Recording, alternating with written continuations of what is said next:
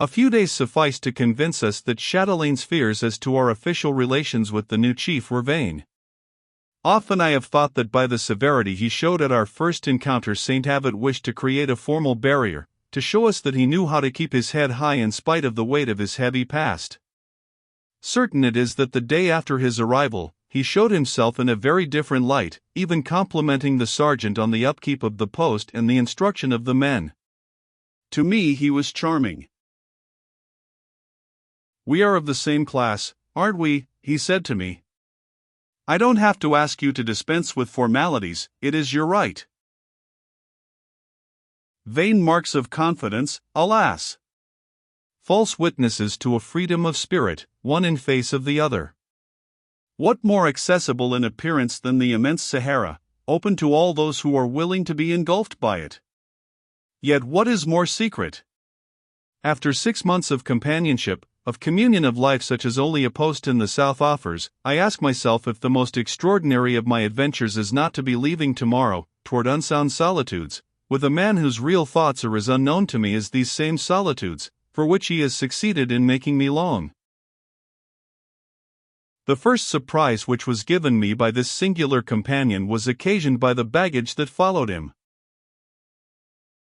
On his inopportune arrival, alone, from Wargla, he had trusted to the Mihari he rode only what can be carried without harm by such a delicate beast, his arms, saber and revolver, a heavy carbine, and a very reduced pack. The rest did not arrive till 15 days later, with the convoy which supplied the post.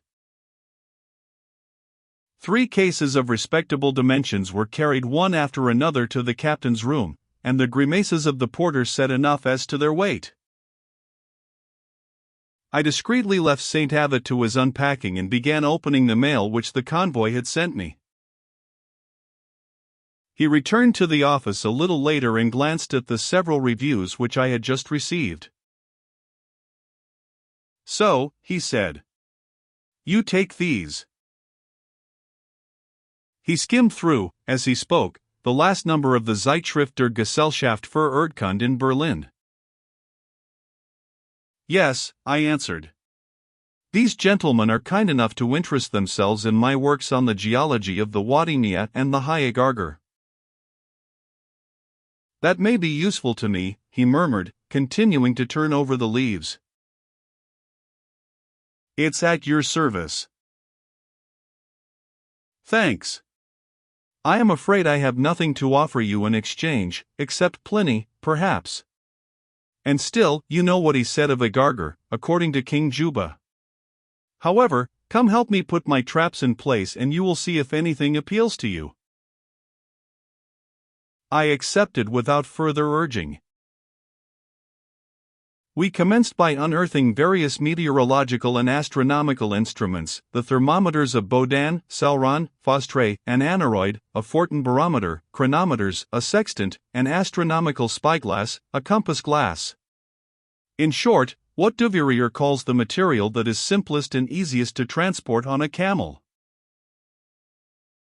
As St. Abbot handed them to me, I arranged them on the only table in the room. "Now," he announced to me, "there is nothing more but books. I will pass them to you.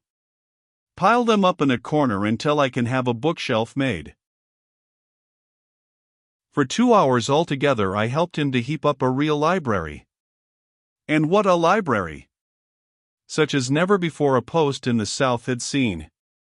All the texts consecrated, under whatever titles, by antiquity to the regions of the Sahara were reunited between the 4 rough-cast walls of that little room of the Borge. Herodotus and Pliny, naturally, and likewise Strabo and Ptolemy, Pomponius Mela, and Ammi and Marcellin. But besides these names which reassured my ignorance a little, I perceived those of Charippus, of Pauloros, of Eratosthenes, of Photius, of Diodorus of Sicily, of Solon, of Dion Cassius, of Isidore of Seville, of Martin de Tyre, of Ethicus, of Athene, the Scriptores Historiae Augusti, the Itinerarium Antonini Augusti, the Geographi Latini Minoris of Rees, the Geographi Greci Minoris of Karl Müller. Since I have had the occasion to familiarize myself with Agatarchides of Kos and Artemidorus of Ephesus, but I admit that in this instance the presence of their dissertations in the saddle-bags of a captain of cavalry caused me some amazement. I mention further the Description del Africa by Leon el African, the Arabian histories of Ibn Khaldun, of Al-Ayaqub, of el-Bekri, of Ibn Battuta, of Muhammad el-Tounsi. In the midst of this babble, I remember the names of only 2 volumes of contemporary French scholars. There were also the laborious theses of Berlioz, 3, and of Schirmer, 4. While I proceeded to make piles of as similar dimensions as possible, I kept saying to myself, to think that I have been believing all this time that in his mission with Morange, Saint Abbot was particularly concerned in scientific observations. Either my memory deceives me strangely or he is riding a horse of another color. What is sure is that there is nothing for me in the midst of all this chaos. He must have read on my face the signs of too apparently expressed surprise, for he said in a tone in which I divined a tinge of defiance, "The choice of these books surprises you a bit?" "I can't say it surprises me," I replied, "since I don't know the nature of the work for which you have collected them. In any case, I dare say, without fear of being contradicted, that never before has officer of the Arabian office possessed a library in which the humanities were so well represented."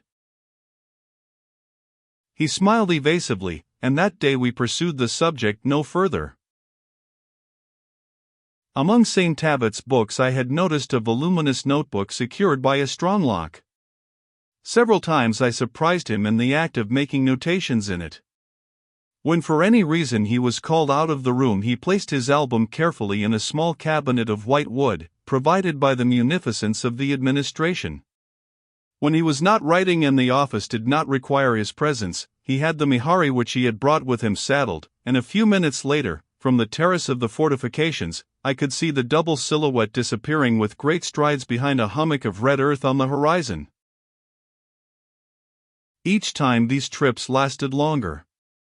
From each he returned in a kind of exaltation which made me watch him with daily increasing disquietude during meal hours, the only time we passed quite alone together.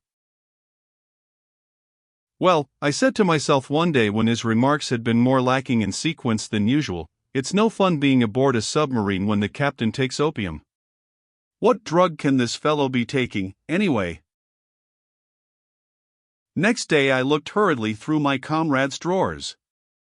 This inspection, which I believed to be my duty, reassured me momentarily. All very good, I thought, provided he does not carry with him his capsules and his Prevez syringe. I was still in that stage where I could suppose that André's imagination needed artificial stimulants. Meticulous observation undeceived me. There was nothing suspicious in this respect. Moreover, he rarely drank and almost never smoked. And nevertheless, there was no means of denying the increase of his disquieting feverishness. He returned from his expeditions each time with his eyes more brilliant. He was paler, more animated, more irritable. One evening he left the post about 6 o'clock, at the end of the greatest heat of the day. We waited for him all night. My anxiety was all the stronger because quite recently caravans had brought tidings of bands of robbers in the neighborhood of the post. At dawn he had not returned. He did not come before midday. His camel collapsed under him, rather than knelt. He realized that he must excuse himself, but he waited till we were alone at lunch. "I am so sorry to have caused you any anxiety. But the dunes were so beautiful under the moon. I let myself be carried farther and farther. I have no reproaches to make, dear fellow, you are free, and the chief here. Only allow me to recall to you certain warnings concerning the Kayamba brigands, and the misfortunes that might arise from a commandant of a post absenting himself too long." He smiled. "I don't dislike such evidence of a good memory," he said simply. He was in too excellent spirits. Don't blame me. I set out for a short ride as usual. Then, the moon rose. And then, I recognized the country. It is just where, 20 years ago next November, Flatters followed the way to his destiny in an exultation which the certainty of not returning made keener and more intense. Strange state of mind for a chief of an expedition, I murmured. Say nothing against Flatters. No man ever loved the desert as he did, even to dying of it. Pallet and Dowles, among many others, have loved it as much, I answered. But they were alone when they exposed themselves to it. Responsible only for their own lives, they were free. Flatters, on the other hand, was responsible for 60 lives. And you cannot deny that he allowed his whole party to be massacred. The words were hardly out of my lips before I regretted them. I thought of Chatelaine's story, of the officers' club at Sfax, where they avoided like the plague any kind of conversation which might lead their thoughts toward a certain more in St. Tabot mission. Happily I observed that my companion was not listening. His brilliant eyes were far away. "What was your first garrison?" he asked suddenly. "Auxonne." He gave an unnatural laugh. Auxonne.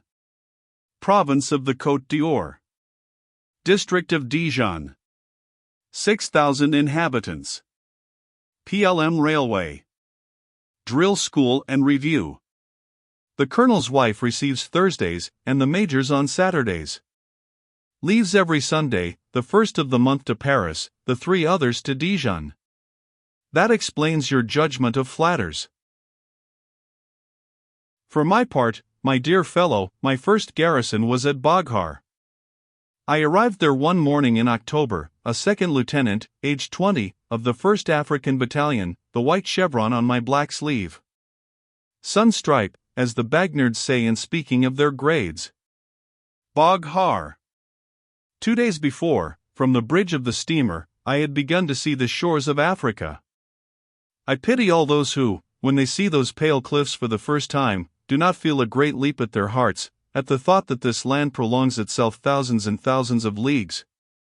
I was little more than a child, I had plenty of money. I was ahead of schedule. I could have stopped 3 or 4 days at Algiers to amuse myself. Instead, I took the train that same evening for Barufia. There, scarcely 100 kilometers from Algiers, the railway stopped. Going in a straight line, you won't find another until you get to the Cape. The diligence travels at night on account of the heat. When we came to the hills, I got out and walked beside the carriage, straining for the sensation, in this new atmosphere, of the kiss of the outlying desert.